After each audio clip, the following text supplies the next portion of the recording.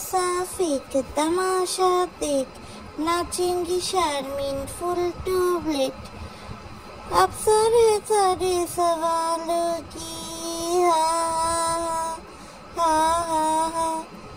बांग्लादेश ना इंडिया की शारमीन है सिंगापुर वालों की बांग्लादेश है ना इंडिया की शारमीन है पूरे सिंगापुर वाले की।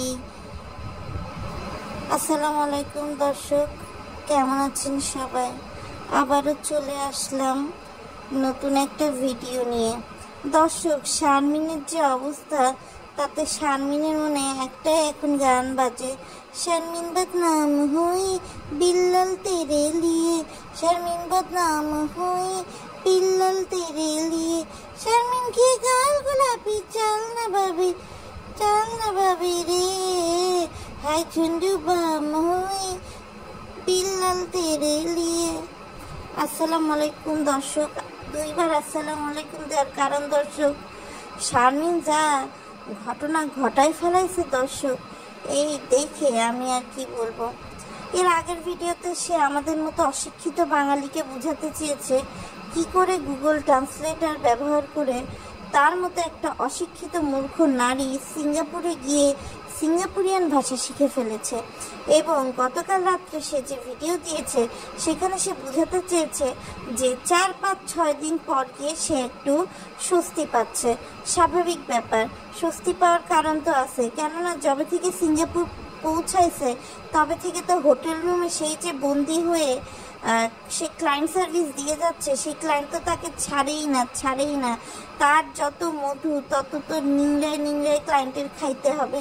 এই জন্য তার সাথে লেনদেন শেষ করে ক্লায়েন্ট যখন ফেরত গিয়েছে তখন আমাদের শারমিন একটু স্বস্তির নিঃশ্বাস ফেলছে, তার একটু ভালো লাগছে, সে একটু উৎফুল্ল ফিল করছে।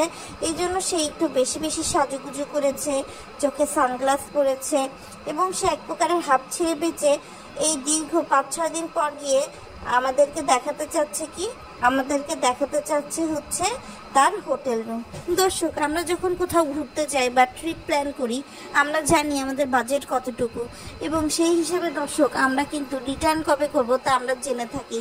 আমাদের শারমিন তার ক্লায়েন্টের সাথে এমন একটা মহাযজ্ঞে গেছে যে সে জানেই না যে সে যে ক্লায়েন্টের সাথে এসছে সে কতদিন সার্ভিস হিসেবে ক্লায়েন্টের থেকে শারমিনের থেকে সার্ভিস নেবে।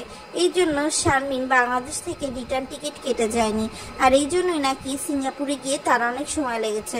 তো যাই হোক, অনেকে আছে কি ভাবে যে আমি যদি চোখ বন্ধ করে রাখি তাহলে আমাকে কেউ দেখবে না, এটা কিন্তু একান্তই ভ্রান্ত ধারণা দর্শক। তো আমাদের শারমিনও ভাবছে যে দর্শককে আমি বোকা বানাই আর দর্শক বসে বসে বোকা হবে, কিন্তু দর্শক তো আসলে এত বোকা না। তো এই জন্য নিজের পায়ে নিজেই কোড়াল মেরে নিজের গোমরই ফাঁস করে ফেলেছে শারমিন।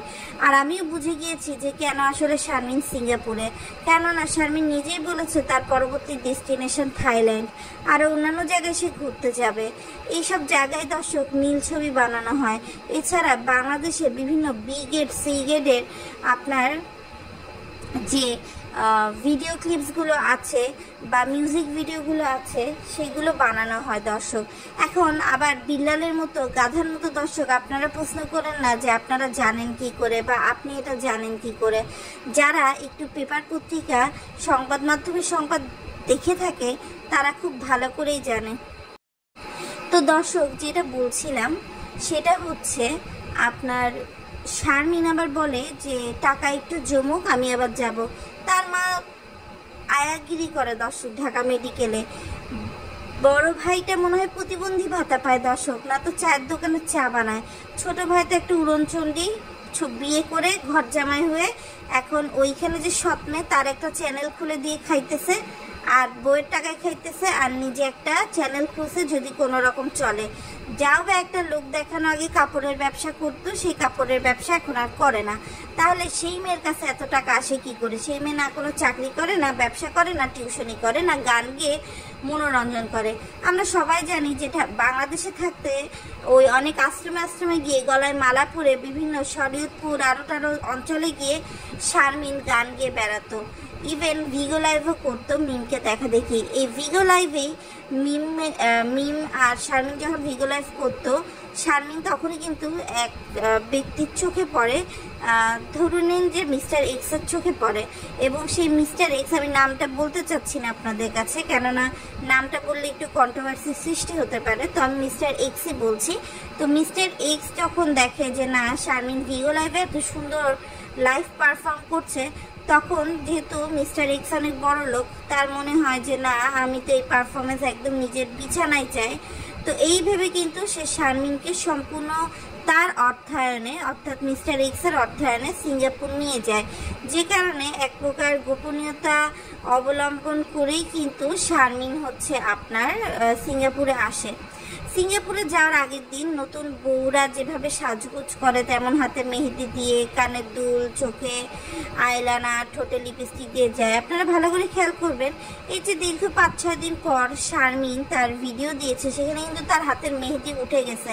মানে সে এত পরিমাণে ঘষা ঘষেছে দর্শক যে হাতের মেহেদির কোনো ঠিক নেই। তো যাই হোক, আমরা আবার হোটেল রুমে ফেরত আসি। তো হোটেল রুমে ঢুকেই শারমিন খুব সুন্দর করে দেখাইতেছে যে তার বিছানা, এবং বিছানাটা দর্শক ডাবল বেড। ডাবল বেড হওয়া কোনো খারাপ কিছু না দর্শক। আমাদের শারমিন এক্সপ্লেনেশন কি দিছে, সে নাকি ভাষা বোঝে না, এই জন্য ডাবল বেড হয়ে গেছে। এমনি সিঙ্গেল বেডেরই দাম মানুষ দিয়ে পারে না, আর কেন তার তখন গুগল ট্রান্সলেটর ছিল না যে সে সিঙ্গেল বেড ডাবল বেড বলতে পারলো না। ডাবল বেডের দুই পাশ দর্শক এমন পরিমাণ কুচকানো, এমন পরিমাণ কুচকানো যে বোঝাই যাচ্ছে দর্শক যে এই বিছানাটার উপর কী ধরনের টি-20 খেলা হলে দর্শক এত পরিমাণ মাঠের অবস্থা এরকম হয় দর্শক। আপনারা ভালো করে লক্ষ্য করবেন দর্শক, তাহলে আপনারা নিজেরাই বুঝবেন। শারমিন এত তাড়াহুড়ায় ছিল যে সে মানে হোটেল রুমটা যে একটা সার্ভিস আছে ক্লিন করা, সেই সার্ভিসটা নিতেও দর্শক ভুলে গেছিল। এরপরে সে যখন রুমের বিভিন্ন অংশ দেখাচ্ছিল, তখন দেখলাম যে পানির বিনের মানে পানির বোতলগুলো যে বিনে ফেলায়, ওখানে অজস্র পানির বোতল। একটা রুম কিন্তু দর্শক প্রত্যেক দিনই ক্লিন হয়, সেটা বাংলাদেশের মতো একটা সস্তা দেশের সস্তা হোটেলেও হয়, তো সেখানে সিঙ্গাপুরের মতো একটা হোটেলে তো হবেই। অর্থাৎ শারমিনের ঘরে কি পরিমাণ লোকজনের আনাগোনা হয়েছে সন্ধ্যার পরে দর্শক, যে অতগুলো পানির বোতল, জুসের বোতল, মদের বোতল দর্শক বিনে ফেলানো হয়েছে। এরপরে দর্শক দেখেন শারমিন চলে গেছে শারমিনের ওয়াশরুমে গিয়ে দেখা গেল যে ওইখানে 2টা ওয়াইন খাওয়ার গ্লাস। শারমিন একা মানুষ, 2টা ওয়াইন খাওয়ার গ্লাস কেন থাকবে দর্শক? এরপর দেখা গেল গ্লাস ডোর দেওয়া যে শাওয়ার এরিয়া, ওখানে শুধুমাত্র শারমিনের ওড়না আর পায়জামা আছে, যেটা শারমিন নিজেই বলেছে। তাহলে শারমিনের জামা কোথায়? গোসল করা অবস্থায় কি শারমিনের গায়ে জামা ছিল না? আর যদি জামা থেকেও থাকে, সেই জামা কোথায়? নাকি এখানেই সে হচ্ছে ভিডিও শ্যুট করেছে? কারণ আমরা খুব ভালো করে জানি এইসব ভিডিও শ্যুটে এত পরিমাণ সেন্সুয়াস মানে জিনিস কাজ করে, যেখানে আসলে উপরের জামা কাপড় ঠিক রাখার অবস্থান নাই।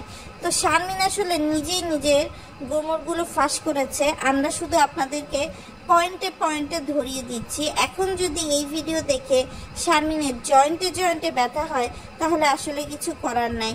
যে মেয়েকে ইন্ডিয়া থেকে ভিসা নাকচ করে দিয়েছে, সেই মেয়ে কী করে পাসপোর্ট ভারী করতে 3 গুণ 4 গুণ 5 গুণ টাকা দিয়ে সিঙ্গাপুরে যায়, এবং সেখানে গিয়ে দিনের পর দিন থাকে, এবং সেখানে সে একা একা সার্ভাইভ করে। আপনারাই বলেন দর্শক। আমার কোনো কথা যদি আপনাদের কাছে মনে হয় যে না আমি ভুল বলছি, তাহলে সেটা আপনারা শুধরাই দেবেন।